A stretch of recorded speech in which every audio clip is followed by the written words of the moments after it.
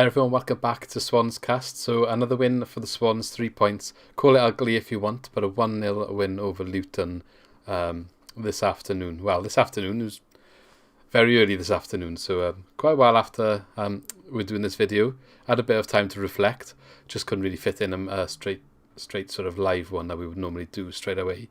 Obviously had the rugby as well, which we'll be touching on later in the week. Let's just get straight into this game. So I've got Alid and I've got Lee with me today. So welcome, boys. Hello. Welcome. So I'll be honest and say the first half, I caught about half of the first half on the radio, and I watched the second half. I think Lee, you watched the whole game, didn't you? Yeah, I did. And Alid, you saw bits of it, yeah. So, yeah, I saw bits. Just want to put that disclaimer out there because obviously you're all listening to our opinions on the match. So I saw most of it or heard of most of it. So let's just get stuck in. So first half then, well, I think I switched the radio on just as they were scoring a goal. Really, really early, which was nice because we haven't really had early goals for a while. We had quite a few earlier this season, but it's been a while and I think we kind of needed it. But what do we make of that goal then? Yan Dhanda playing a good ball across to Horahan, who really couldn't miss from where he was shooting. Lee? Yeah, well worked goal. I think Manning ball over the top. Fair play. I know it probably got stuck in the wind and then the defender probably made a meal of it. But once it goes over the defender, I think Dhanda does quite well. Composes himself in that area. Yeah. And picks out the right pass. He sort of takes that extra second to find the right ball, and credit to him. I know in a couple of videos I haven't been Dhanda's biggest fan, and I'm probably still not. I was going to say we're talking about Dhanda, so I think we'll just go straight on to it now. So we just had a little pre-discussion before the match about Yan Dhanda. Very, very divisive topic. Lee, I know you've got some stuff to say on him, so I've got some stuff as well. So I'll go after you. Yeah, I don't know. I'm trying not to be too harsh because I don't like. He's not a bad player. I haven't got it in for him. I don't think he's a bad player. But like I said this now, probably 2 or 3 videos ago, I said it always seems to be the same with him, where he starts the game, he always looks lively, which he was, and he did well for the goal. He always looks lively in that first 20, 25 minutes. He's getting on the ball, and then he always goes missing them, and he always gets hooked off after 60 minutes or 65 minutes, which he did today. And I remember texting my dad like 20 minutes into the game, and I go, right, he's gone again. 60 minutes, 65 minutes, he's going to be hooked off. And I don't want to be too harsh, but it's just the same all the time, where he looks lively, and then again, but maybe it's the style of football that Cooper's asking them to play, where we've got all these games in short space of time, and we're being asked to be a bit more gritty. And I don't think he's the right player to fit in that sort of football. No. And that's where I sit with him at the moment. I think today's inclusion, credit to Cooper, it paid off because they got a goal straight away. So that's credit, right? But, and this is my view on it. So if anyone goes on Twitter, they might see a discussion I had with someone from our Swans Cast Twitter. I think it was with DC Jacks. I'm not here to slander anyone, but I'm happy to talk about the conversation. They were just saying, obviously, people are saying Dhanda's a luxury player or a passenger, and showing the goal and the assist today to sort of discredit that view. And just on a general debate on that, personally, I don't think the assist he did today says he's not a luxury player. Like, luxury player as a tag is for someone that, like, when we are going forward with the ball, when we've got possession, when we're creating things, they're good. They're really good attacking. They do well and they fit into the team. It's when, though, we have a half of football, like second half against Middlesbrough, where it's completely against us, all them, that sort of thing, where they don't really offer much, they don't do anything. They're not that gritty in defence. They might try hard. I'm not saying he doesn't try hard, but he just isn't that sort of player. So that's why he's called luxury. So I agree that with all the positive stuff in this Twitter thread that was said about the player, he is a good attacking player. He does play well as a number 10. He does make key passes and assists and create chances. However, he's not really the best defensively. And then where that fits into the bigger picture, I understand at the start of the season, Steve Cooper was playing with a number 10. He had Morgan Gibbs-White sort of doing that role. Dhanda did come in some games and he did quite well. He had a run in the team, I think, at one point. However, at some point before Christmas, and well, a couple of months, well, he's done it quite often through the season. He's adopted a 3 midfielder system, and as the season's gone on, he's sort of used that more and more. Yeah, so that's kind of become our normal system, especially when Horahan's come in as well. He's slotted into that sort of role. And there's other questions people have on Horahan. I'm not going to get into that here. But Yan Dhanda doesn't suit that centre midfield in the 3 role, and he's been asked to play there quite a lot of times by Cooper. Not necessarily today, at least at the start, but that's where the luxury tag thing comes from. He doesn't suit that system, and if you're saying all these good things about him, if we play a number 10, that just sort of backs up the fact he's luxury, because if we're not playing a number 10, it means we've got to change our system to fit him into the system, which means he's a luxury player because we have to adapt our shape to him. Whereas the best way to be as a football team is everyone fits into your system. That's the best. That's the way you want to be. I'm not saying we should never change, and we have always asked for formation changes and stuff to tweak our attacking performance. But if you have to change to suit the player, then that player is a luxury player for your team. That's the bottom line, and I don't really think there's a point to argue against that. No, but I think like people will argue on the point that he sort of went quiet today, like he usually does after sort of the first 20 minutes. Like you could argue that the whole team did. That first 20 minutes was probably tidy, and then the rest of the game, the whole team sort of dipped. But my argument against that is that he doesn't play the game time that, like, you know, Ayew and Lowe and Grimes and Fulton. He doesn't play that much game time compared to them. So what I'm expecting of him, I seen him on the team sheet today, and I thought, right, he's probably the freshest player that he's going to play in that squad in terms of the game time he's played. He should be the most fit. So when the game gets to 55 minutes, 60 minutes, I'm expecting him to get on the ball more, and for what people think he is, this, like, you know, the number 10 creative player, I'm expecting him to sort of drag the team through the game. Now, later on, before he gets hooked in the second half, he's getting into the positions and he's just losing the ball. He doesn't have that sort of edge that he's got in the first 20 minutes. Yeah. And I said it, like I said against, I said after the Bristol City game in the video, 20 minutes again, he's great for 20 minutes when he starts, and then he goes missing. Yeah. And that's just, it's not enough for where we need to be at the moment. Yeah, did you got any views on Yan Dhanda then? I know you've been quite quiet on this one so far, but... Sorry. No, that's all right. Get out of the way. Just silently agreeing, to be honest. Everything you've said, I haven't got anything to say against, to be honest. He does go missing. He really does. And there's better ways, or better players, not better players, but better options than him, especially if in this sort of formation that we're doing. There's better options than him. He does give that creative edge, but he does go missing. Yeah. And when we are sat back, I say sat back, you know, sort of absorbing pressure, I feel like, you know, Fulton is a better option, or, you know, but to be fair, the advantage to Dan being on is the likes of, we can drop Low for a little bit. Yeah, well, instead of Low playing so much time, he does. Yeah, he needs a rest, and he needs to be dropped. If that's the only way they can do it, then like I said, we're not here to criticize Dhanda. It worked today. It did work. I'll admit that it worked. But you can't. It doesn't last the 19. You've got to change it up, and that's fine. That is fine. It's fine. It's just he's a luxury player, and when it goes wrong and he's on the pitch, then it kind of maybe he will have some of the blame because he hasn't dropped deep enough or whatever.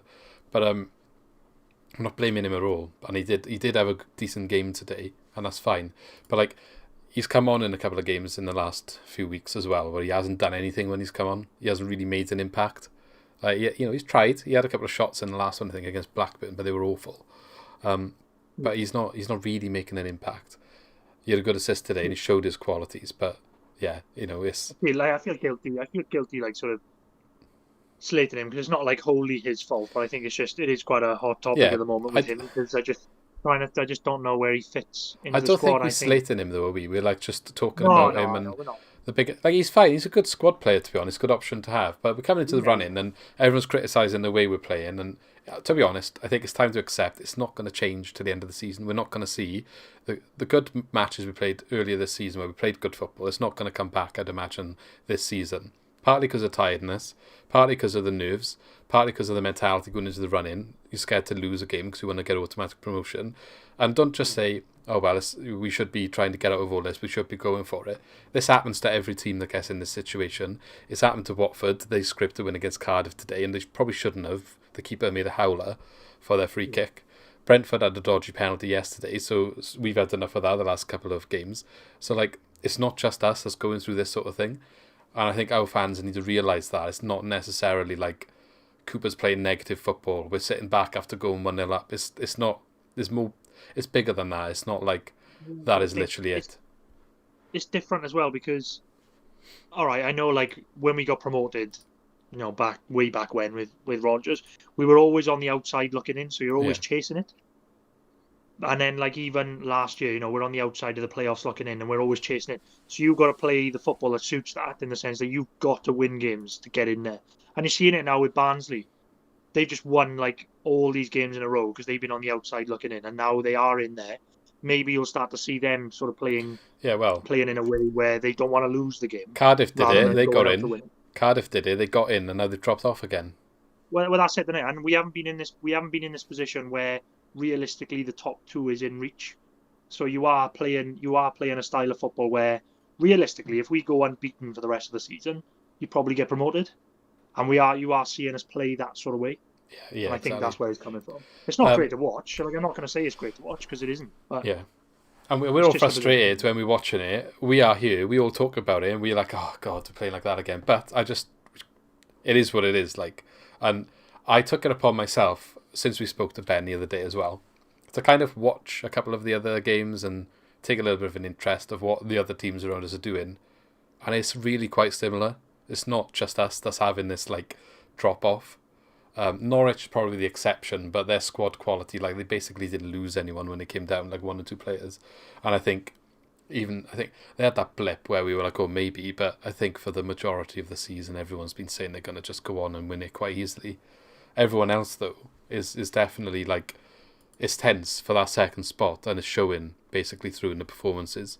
And we need to back the team and not get on their backs all the time, because they're definitely working hard on the pitch. Because you can't say, yeah, they might not be scoring all these goals, but to defend a 1-0 lead from the 3rd minute or 6th minute or whatever it was, 3rd minute, that's working hard.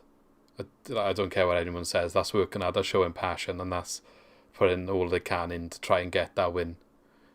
That's basically, I mean, look, we're here to talk about the match, and to be honest, there's not that much really else that happened, is there? So we've kind of gone off on a tangent, but yeah, if I've got anything else then. I've got, we were saying about, I can't even remember why I was going to bring this up. We mentioned, did we mention shots on target, or that might have been before? I can mention them now. So we had people saying again, it was another one of the performances where we didn't look lively, it was all Luton. Okay, Luton did probably they had more of the ball. For the majority of long parts of the game, it looked like they were definitely the one attacking all the time. But they had 12 shots, we had 8. 5 shots on target to 2. Okay, the shots on target, maybe that's a bit of a concern. But they're the home team, and they've only had 4 more shots than us. Like, it's not as bad as what you would read on Twitter. That's just an observation. Yeah. You feel like it is when you're watching because you expect more. And I think that's sometimes where neutral comes in and talks about it. They're looking at it from a fresh pair of eyes, like when we spoke to Ben, and he's talking about Steve Cooper and his in-game management, which is something a lot of fans probably would be like, what? He doesn't mix up stuff like that. It's good to see that perspective, because you're looking at it with no sort of bias, no expectation. You're comparing the game. Yeah, and I think as well, I do have sympathy with fans who are critical as well, because I said to you just before we started, like, if we had done the video straight after the game, I probably would have a different outlook on it, because it's when you come out fresh from the game, and I said to you in a couple of videos as well, I want to be annoyed. I really want to be annoyed at the way that we're playing. Yeah. And then when we get the win, and then a couple of hours after, you're like, actually, it's not that bad. You know, they are doing what they need to do to get promoted. Yeah. And that's just, and you say about in-game management, but I think he's just managing the squad at the moment within games in the sense that we got the early goal, and he's sort of conserving energy in a way and saying, not that we sit back, not that we just park the bus and sit back, but he's saying like we don't have to commit bodies forward, and Connor Roberts has to run 90 meters. And he did look quite tired today, to be fair to him. Yeah. But that's what I'm saying. He hasn't got to play that game, and I think we have got it in us. Where you've seen in previous games where, a team will equalise, or we'll go 1-0 down, and then we will play to get back in the game. That's a good point. And then we'll set up the team equalising, and we seem to just go up the other end and get a dodgy penalty or score a goal. But you've got to get in that position to get a dodgy penalty. So the criticism is we're 1-0 up, we're not getting in that position. We now need to get in that position, and we find a way. That's the point. We find a way, and that's what we're doing at the moment. And it probably is going to be like that for the rest of the season. So get used to it, I guess. It's going to be like this now all the way through. Okay, so some highlights on the players, because again, like I said, we haven't really got. There's not really any talking points in the game. There's a couple of Luton chances that maybe they should have done better with. It's been like that all season in our games. Like we're not the best defence anymore. Although I'm not sure if that's changed after Watford conceded today. But we've always conceded chances. It just depends on the quality of the chance. And at this point, you can't say we rode our luck. Like Brentford fans like to look at XG and say we rode our luck. You can't say that because we're into like 10 games left. We're third now. So it's not just luck at this point where it's happened over such a big period. But yeah, we conceded chances and they weren't buried. So like little things like Norton, for example, for one of the headers, just does enough to make it not like easy for him to put that on target. But I want to focus on Freddie Woodman because he had a lot of stick after the last game. I always mention SofaScores. What we use to look at the matches, they obviously rate the players. They base it on a bunch of statistics. Take from the ratings what you want. They are based on information that is legit. So they give Freddie Woodman an 8.1, best player for us. I know his distribution was probably off in places, which it has been for a couple of games, but what I will say is the wind was absolutely horrific. There was one goal kick that he did. He put up in the air. It goes to the right of the pitch, and Ayu's like chasing it.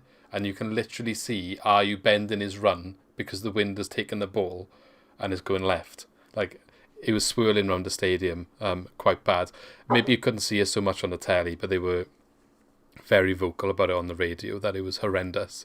And they were saying like it was going from wind to sun to rain to sun to wind. Yeah, but that's...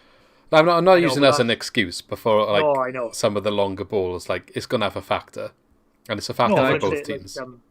I was saying about like loads of people were moaning about, we're just playing hoofball, we're just playing aimless balls. But that patch in the first half where we tried to play football and we were passing it back to Woodman, and we nearly conceded probably 2 or 3 goals in that first half, just from them trying to pass it back to Woodman, and everybody was saying how bad Woodman is in his distribution. So then what's the answer to that? You don't pass it back to the keeper. You launch it forward, and then everybody's moaning that we launch it forward. Then can't win. So and that's an example of in-game management. That's an example of in-game management. At the end of the day, they're keeping the ball away from. Well, we conceded a goal against Bristol by being closed down. Anyway, my point about Woodman was he had the 8.1. He made 5 saves in this game. So and they only had 5 shots on target. Yeah, exactly. So just as in terms of his goalkeeping, because that is his primary job, to save the ball from going in the net. He's had a good game here, and I kind of feel like bounced back a little bit from any mistakes or stuff he should have done better with against Blackburn, let's put it that way. So I just wanted to point that out because he has had a lot of stick and people calling for him to be dropped, but it's another clean sheet, so he's back to the top of the table in that regard. Any other players you want to highlight? I want to say that one of our major chances, I feel, was Harahan in I think it was the second half. Right, when he had it on his left foot and he just went straight to the keeper. Yeah. I feel like he maybe should have done better, but... So that was the other shot on target that we had. He should have done better, but he scored plenty of good goals. You feel like you give him one off there. He just didn't catch it right. Like, he just didn't get the bend that he was trying to get on it. Obviously trying to bend it to the left post and he just sort of hit it straight to the keeper. That That was a good work though. That was from us closing down actually, and I think Grimes played the ball up to someone who passed it out to Horahan. Yeah, I think that's probably a good segue into like what I was going to say. Grimes again, just like the linchpin of it all again, just in there. Yeah. I think Bennett coming back in, just looking solid, getting 7 yellow cards in 20 games, just no nonsense. I just love it. He just knows what he needs to do when he needs to do it, doesn't he? Exactly what you need now in this run-in is just that sort of player. Just knows when to get a yellow card, knows when to hoof it. Just it's exactly what you need at the moment. Yeah. I'm trying to think. Maybe Lowe was disappointing when he came on. Yeah, I've seen a couple of people saying that he looked quite lazy in places. I don't know. He's a confidence player. Maybe he's just keeping it for Cardiff. Yeah, another 2 goals and run the length of the pitch, but we'll see on that. Well, he's been dropped, and so he needs to work. You'd like to think he needs to work his way back into the team, because I wouldn't mind Cooper going with the same starting team against Bournemouth. You're at home. You know they like to play football as well, so which means it might be we're away, but that they like to play football as well. So that it might be like more of a, like when we played Norwich, we kind of played better because they kind of play similar. If we want to play that way, they kind of play similar. Do you get me? Like nicer football. Yeah. And because they play that way, it creates more gaps for us to play that way, and it's kind of a case of who can do it better then. Whereas when you play teams like these other teams that have these other styles, we do seem to not do it as well, and then we change our style, and people say we're hoofing the ball and stuff like that. More nitty gritty sort of. Yeah, we got a different way to win the game, and that's fine. But against a team like Bournemouth, playing Yan and Horahan together, they might have more gaps to actually influence the game if we can keep the ball. But we'll see. So you mentioned Grimes. I think he's been quite quiet in the last couple of weeks, but quiet in a way he's doing what he needs to do, and he's being quite consistent. Unsung hero sort of thing. Yeah, definitely. Well, every week, every game this season. Yeah, exactly. I think Ryan Manning did fine on the left. Yeah. I don't think he could necessarily get us forward as much as he would have wanted to, but he showed that he can do the defensive side of the game, which we've maybe said he's not as good at as Bidwell. In the past, yeah, we have. But, I think he needs credit there. SofaScore actually have him as the highest rated outfield player for us. And I think one that we should mention as well is Joel Latty, I'm going to say. Yeah, because class. He doesn't obviously play that much. He's come into the starting side, and we didn't really miss Skihi as much as what we might thought of that we would. I'm not saying I wouldn't bring him straight back in, mind, but it was good to see that someone could stand in and do a job, because Cabango has been hit and miss sometimes. Yeah, we've said this recently though. I think having, again, I'm going to go back to my man like Bennett. I think just having him in the middle of the three, whoever you play either side of him, I think with obviously the options that we've got, whether it's Cabango or Guehi or whoever plays, or Latibodiere. Yeah. I think as long as you put him in the middle, I think he's just going to marshal them. He's just going to marshal them all day. I think that's just the benefit of having the experience in there in the middle. No, you're right. And again, if you saw like Latibodiere today was class. Oh, fairness, I think he was brilliant today. Yeah. So Scott's not with us today, but he asked me to include 3 points in the video for him. Okay, so we've got here. Tell Lee to keep backing whoever we play. It seems to work. I think the same goes for the rugby. Yeah, I was going to say. I'm not breaking it now. So every game we play this season, I'm going to back whoever we're playing against. And we're going to win the league probably. And then he goes, Swansea are so full of shithousery, it's insane. Or 1-0, yeah. Well, when you, like I said earlier, if you do it like two matches, maybe you say it's a bit of shithousery, you're lucky. But if you do it over a period of a month, 2 months, surely you're doing something right. Like it's not luck at that point for me. How did we make Luton look like Man City was his 3rd point. I don't think they looked that good, really. Like, they looked alright, to be fair. Luton did play well, but not Man City good. I think just like the way we've been playing. Obviously, we were you look at it and you think we're lucky. We were lucky to get a win. To be honest, they probably deserved the point on the balance of the game. But then, like we said, I think if they did equalise, then we probably would have snapped into shape again. And who says, like, if we didn't have the early goal, it wouldn't have been different because we've changed plan after that. And we would have maybe Conor Roberts played would a have bit been more. up front again. Yeah.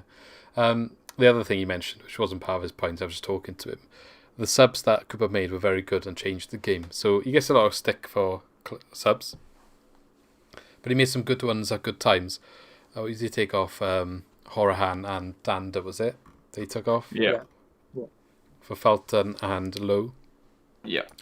Like we said, Lowe wasn't exactly like amazing when he come on, but in terms of like, we seemed to sort of have a little bit more of a foothold back in the game after they came on. We started getting up the other end a little bit more again. So I think it was a good couple of substitutions. And on that point as well, the changes in the first place, we've said he hasn't made enough rotation. He definitely rotated today. Yeah, I think we've said it before. Those are the only changes that we're going to see now. I think whether you play the four in midfield with Dhanda and Horahan, and either Lowe drops out for a midfielder or Manning or Bidwell. Those are the only couple of changes that we're going to see each game now, and he's just keeping unless it's injury, like Bennett with a muscle injury or something. Yeah. Okay, so Areola wasn't on the bench again. Another point we could mention, but like we said last time, I think that's that with him. I don't get excited about seeing him again. As for our form and league positions, we're third in the league and joint points with Watford, but we've got a game in hand still. Same games as Brentford, 3 points ahead. So, that's a correct position in regards to where we are now compared to Brentford, because they also had a game postponed. However, considering we're on this blip of form that everyone likes to keep talking about, our last 5 matches is 3 wins, 1 draw and a loss. It's really, really not that bad. Like, when you look at the results, which is what goes down on the paper and gets you the points. I know. I just, like we said, I do have sympathy in a way for people who are critical like this, because it is hard to watch at the moment, but it is just like doing what you need to do. Again, I think it's just the way it is at the moment. Like I said in the other one, I want to be annoyed. I really want to be annoyed with the way that we're playing, but if they're winning games, then I have nothing to say. Yeah, exactly. And like I said, look, it's different if you're not winning the games, but I really don't think like we can't. It's not a case of we can't play better. I'm sure it's going to come back. Like if we did go up or if we didn't go up, wherever next season, new fresh season, I'm sure we'll play better again. There's a few circumstances this year that I think are adding up to it, and it is what it is. But I'm not saying that Cooper is incapable of playing good football. I think I've seen it plenty of times from his teams. We've played good under him a lot, and I just don't think the people who say he's incapable of it, I don't agree. Well, this is just a way of grinding out, really. Sorry, Lee. I think. No, go on, you go. Sorry, I think this is just a way of us grinding it out. We mentioned it earlier. Well, you guys did at least. It is a case of we're inside, looking to keep the position. We're not outside chasing and trying to backdoor all of a sudden like last year, with the results going our way. So, I think it's just a case of grinding out the wins and do what we can. And that the goal came early on. I mean, perhaps we could have. I don't really know what it looked like in the first 3 minutes because I wasn't there, but I don't think it would have had a massive influence on us playing like passing attractive football, because we haven't done that for a while. But other than the first half against Bristol City, there anyway. I just don't like. It might still not have been great to watch, but we might not have been defending as much. That's what I would probably say. Yeah. What were you saying? No, I was basically just picking up on what you said. I think, it's this. In the running, it's going to be like this all the way through, isn't it? And I think at the beginning of the season, you heard everybody say, like, whoever handles this, like, sort of COVID season, whoever handles it better will get promoted. And I think you can definitely make a case for, like, Cooper has just handled it perfectly so far, especially with all these fixtures. Just being able to be like, right, we've got a draw away in the week, and then we've gone away on Saturday and got a 1-0 win. Now we got a Bournemouth midweek. And I think that's just his way of grinding out. We played the good football earlier on in the season, and it's almost like we said he's a good tournament manager. He's got 11 games left now just to cup finals. Get X amount of points to get us. Yeah, just 11 cup finals now. Don't lose them.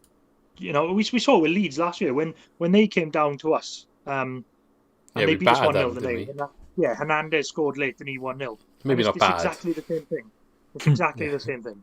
They Yeah. didn't play very well, and they just got over the line, and that's what we're doing at the moment. And then you compare that to when we went up their place earlier in the season and they battered us and didn't get the win. So it doesn't always necessarily mean you're going to win as well. So you just got to do what you need to do.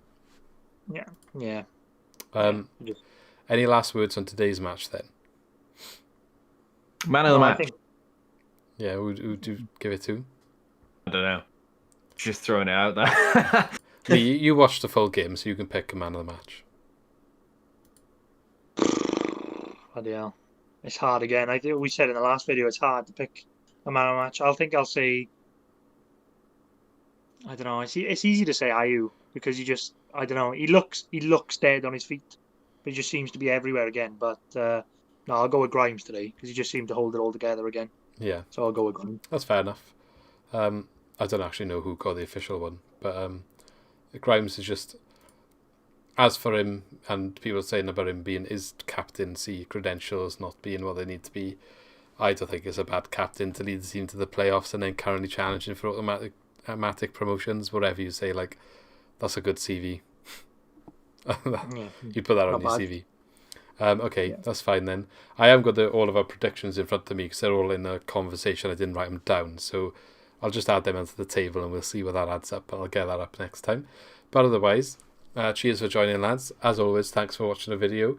Don't forget to subscribe for more content. The subs are definitely flying up at the moment, so we really appreciate everyone who's supporting us. Don't forget to leave a like as well. Really helps us grow, helps the algorithm, other people to see us, stuff like that. Obviously, we try to get more exciting things like having Ben on the other day. It was a really good conversation that we had. We've got some more stuff lined up. I think we're going to be featuring on a Bournemouth channel on Monday. One of us will be doing that, so if I can get a link for that, I'll get that sorted. Anything else I missed? We're on Spotify, so the last episode's on there with Benjamin Bloom. So that is on Spotify. Otherwise, as always, engage in the comments. Let us know what you think about the match, what you think about what we said, and we shall see you next time. Cheers. See you soon.